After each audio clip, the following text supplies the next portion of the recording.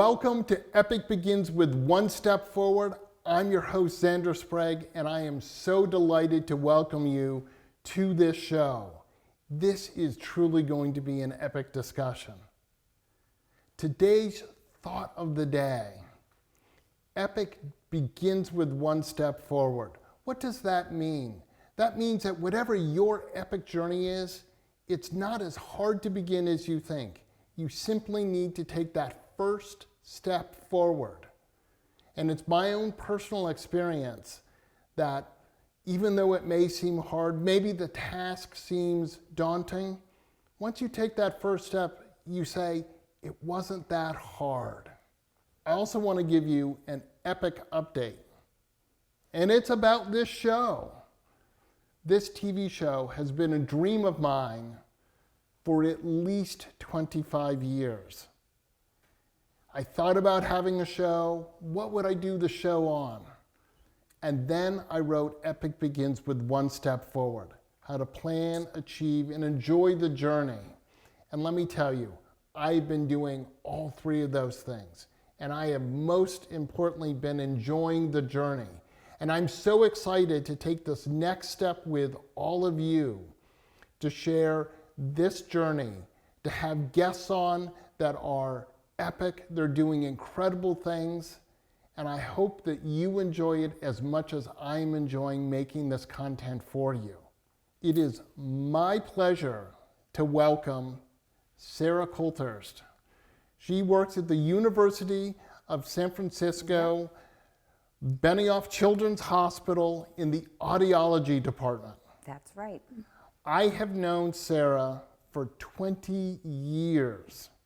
Just a quick aside here, my oldest daughter, Adelaide, was born with a partial unilateral hearing loss. And at 3 months old, Sarah was the one who did that first testing that let us know that she did have a hearing loss.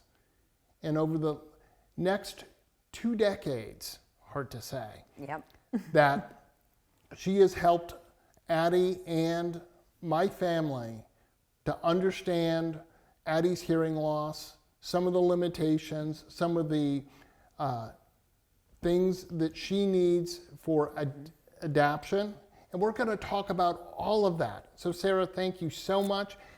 Take a moment and share kind of who you are and how you got here. Definitely. Well, thank you so much, Zander. I mean, you know how near and dear your family is to our heart at Children's Oakland, and we definitely have the job of shepherding people through a journey they didn't expect to be on. And so when you introduced the theme of your show and getting from step one to where you want to go, and that path may change depending upon what you have as far as your resources, what you have coming up that you didn't know, and certainly something like having a child with no family history of hearing loss who is born and identified with hearing loss when you were not expecting it. You had not had this in the cards that you were dealt.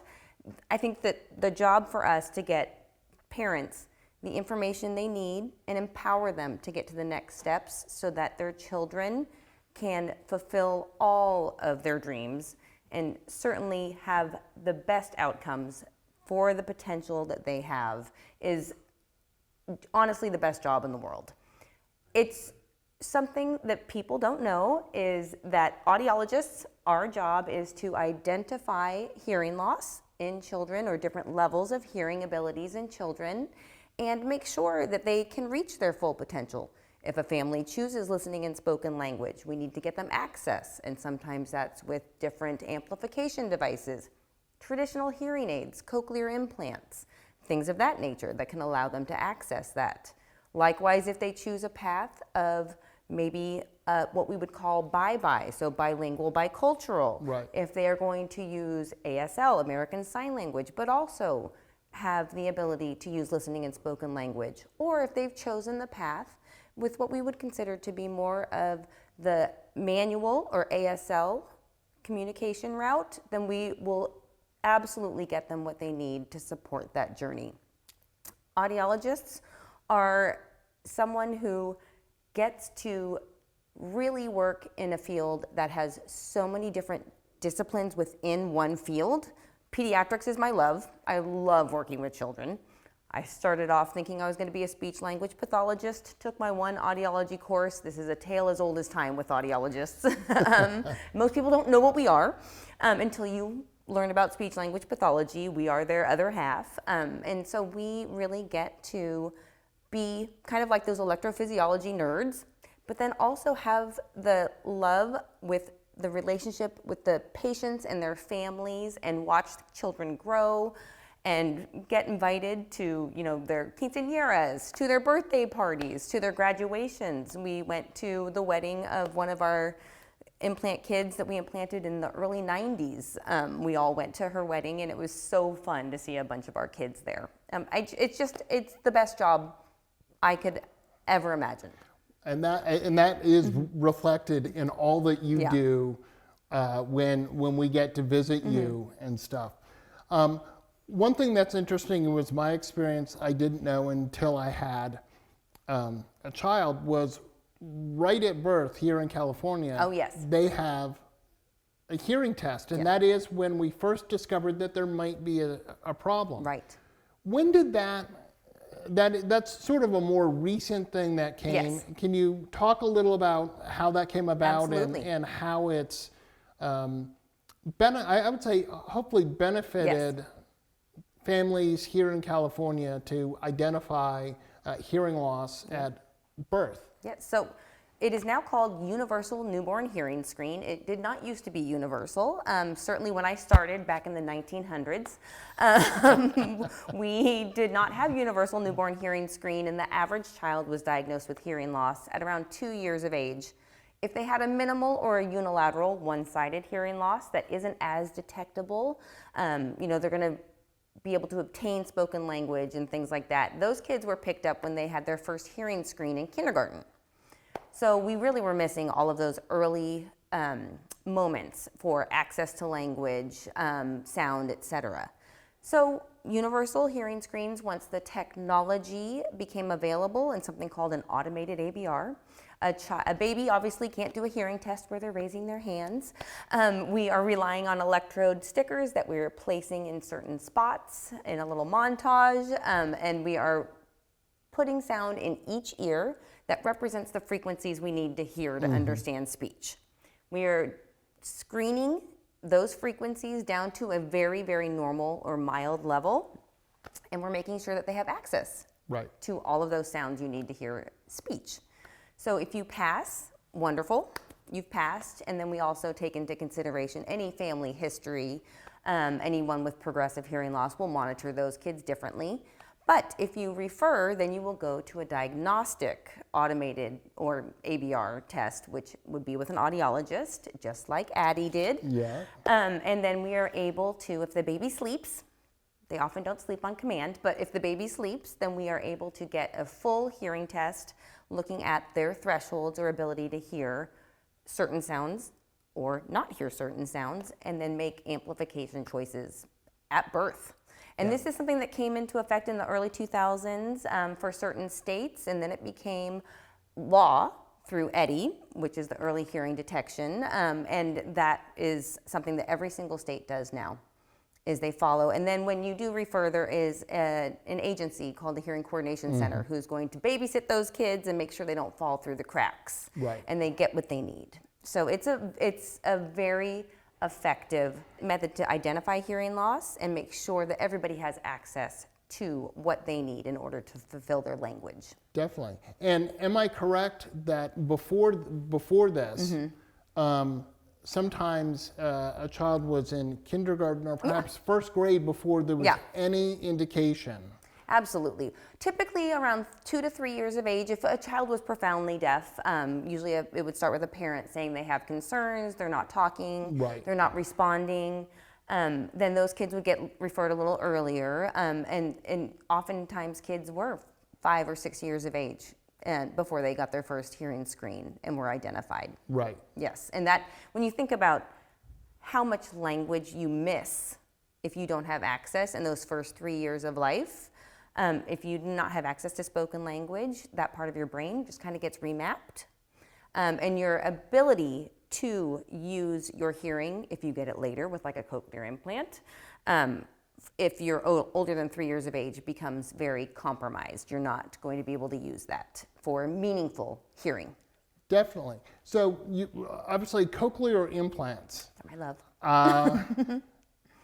There's, I'll say, some controversy about the use of cochlear implants. The hard of hearing community, some feel that it's taking away. So deaf culture, certainly our society did not treat deaf people with the respect and understanding that they deserved, of course, historically. And ASL is a complete language. These individuals who are deaf and rely on ASL, or ASL is their primary mode of communication, they are living a fulfilling life equal to everyone else's. Sure. To their normal hearing peers. For cochlear implants, a hearing loss is not fixed with a cochlear implant. Right. This is a tool. It gives you access to auditory stimuli, which hopefully you are using for meaning, and you are learning to interpret that electrical stimuli as hearing, and then learn to hear, listen, and talk. Now, we are not fixing hearing in any way, shape, or form. These people are deaf. You take your implant processors off, you are deaf. You cannot hear anything. Many believe that no matter what outcome you have with a cochlear implant, sign language is still preferred in order to have complete access. Got it. And when you think about it as well, if you have a cochlear implant and you use listening and spoken language, and when your processors are on, you're having a conversation with this person, they're still working extremely hard, even though it does not seem like it. You would never know when they're speaking that they do have a hearing level that's different from yours. But they are trying very hard to use that hearing. It is, again, not like you and I having a conversation. And then you add in background noise, like a classroom setting, which is very noisy. It's really, they're working very hard. Now, ASL as a primary language, American Sign Language as a primary language, most children with hearing loss are born to normal hearing families. 95% of children with hearing loss are born to families with normal hearing. Nobody else in the family has hearing loss. Right. So, while we would love every family to be steeped in deaf culture ASL, the reality is, if every single person in the family is using listening and spoken language, and perhaps you're born into a family where Spanish is your primary language, but you're learning English at school, you're throwing in that third language, we know that carryover in the home is the most important aspect for learning and language acquisition for children. And so if their ability to learn sign isn't quick enough to get a whole language to represent for their children, that's very difficult. And do they have the time? Do they have 2 jobs already? It's, in a perfect world, yes, all the families who have a baby who is deaf are fluent in ASL, but this is just not the reality. Right. Okay, so here's something I'm just popped into my head and I'm wondering about. American Sign Language. Yeah. Does that mean that in different parts of the world there's Chinese, Mexican, Sign Language, Mexican? Okay. Yes. Yep. Cool. It does. There are similarities for sure, but I mean, even within the United States, really just like anything else, there are like colloquialisms or sayings that regional, are like for California has different signs than compared to New York. Right. So you're going to have that in every language, but yeah, American Sign Language is American Sign Language. Got it. And all of the different countries have a different sign language. Cool. Mm-hmm. Now, what if someone who is, and I want to make sure, do we say hard of hearing, deaf? What's the right word? What's the acceptable word to be referring to this community? I think more than anything, realizing this is a difference. Mm-hmm. This is not a disability to be fixed. Yes. And I think that it is truly just you can access different things, visual versus auditory, etc. So deaf and hard of hearing is what we call anyone who is diagnosed with a level of hearing loss. Now then it depends how you personally identify. Certainly there's big D deaf, which is cultural. Right. Typically means not a lot of access to auditory stimuli, even with hearing aids. Sure. Now then it becomes, if you have a cochlear implant, and once you put your cochlear implants on, you can hear and understand everything someone's saying to you. You take them off, you are still deaf. Got it. Hard of hearing typically means that you have a varying level of hearing. Right. Maybe more a mild to moderate hearing loss where you can hear, I'm very loud. You can hear someone like me talking, but maybe you're missing someone further away with really quiet sounds. Right. Or if you add in background noise, again, you're going to struggle to understand and hear. Right. And obviously Yeah. Addie lives with this. Yeah. She's got a mild. She's hard of hearing. Yeah. She's got a mild, I don't know if we get up to moderate. She's mild to moderate. Mild to moderate.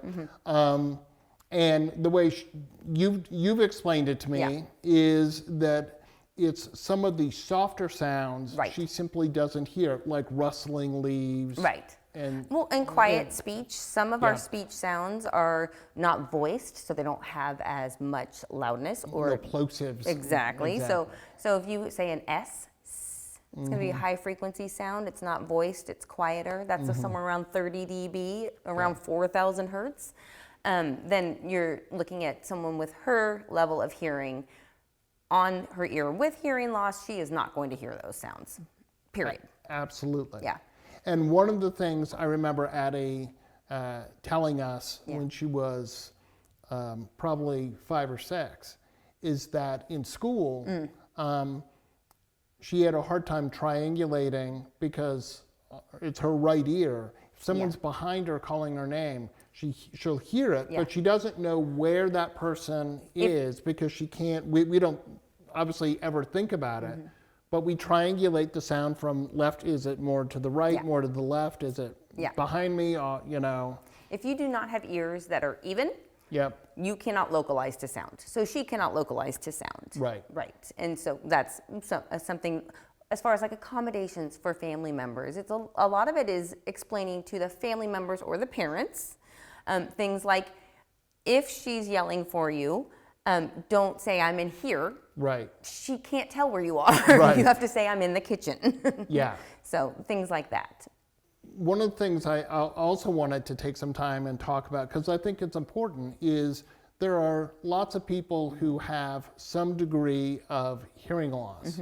And we as the hearing world, there's things that we don't realize are coping mechanisms that people with a hearing loss do without even thinking about it. Now, one of them is I know that Addie reads lips. And that helps her very much to be able to understand. And I believe a lot of people who have some kind of a hearing loss are reading lips. Even if they're profoundly deaf, they are still reading the lips. You and I read lips. Yeah. I mean, think about if you're at a party. Right. You're staring intently at the person you're talking to, right? Because you're like, I can't really hear you, but now I get it. I get the facial expression. I can kind of read lips. Yeah. We all rely on it. Definitely. And one thing that I didn't realize when the pandemic came was how amplified Addie's challenges were in anyone who was hard of hearing.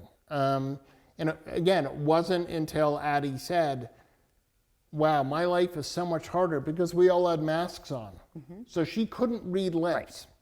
And what she could hear was muffled. Correct. They did. So talk a little about like what you encountered with your clients. Without a doubt. Well, I mean, first of all, we never stopped seeing patients. While we're not an urgent department for services, we really are, because time is of the essence when identifying hearing loss and allowing a child to gain access to auditory, as well as go through, years of intensive speech language therapy to learn how to use a cochlear implant for spoken language. All of those things it is a time-sensitive diagnosis. So we never stopped seeing patients.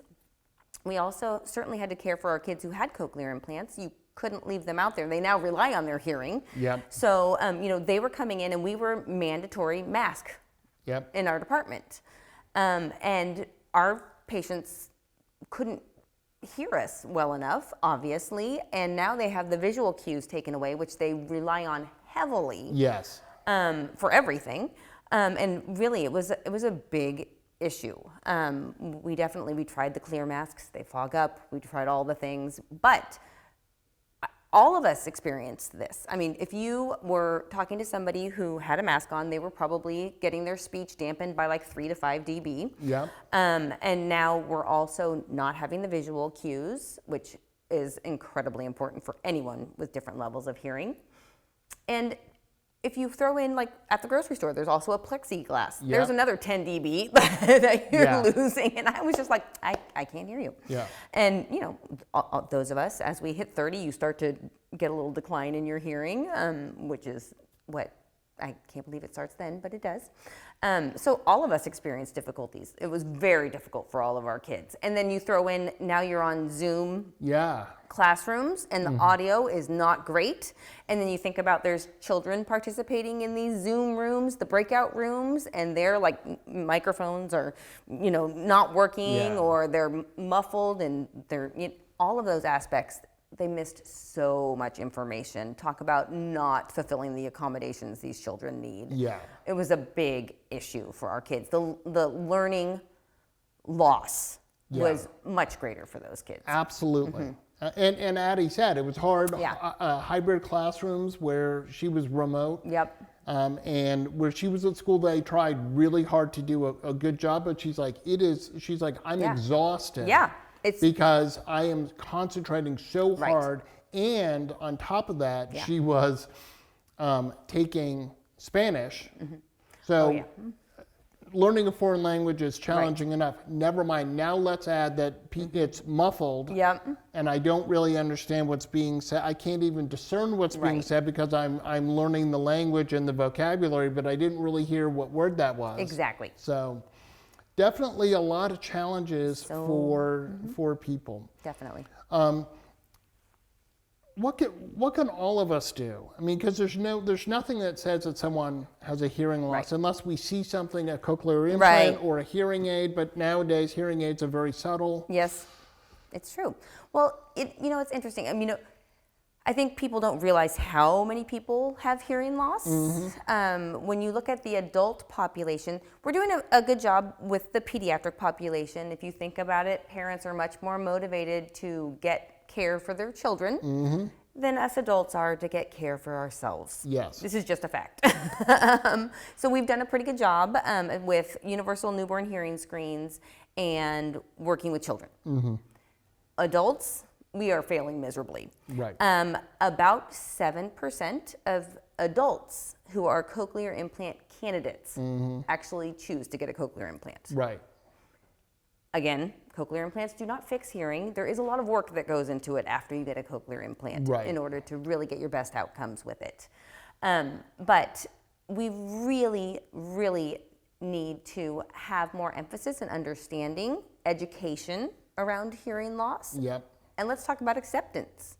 I think a lot of adults, it's a vanity thing. While most people will just wear glasses and not think twice about it, it is not the same with hearing aids, and it should be.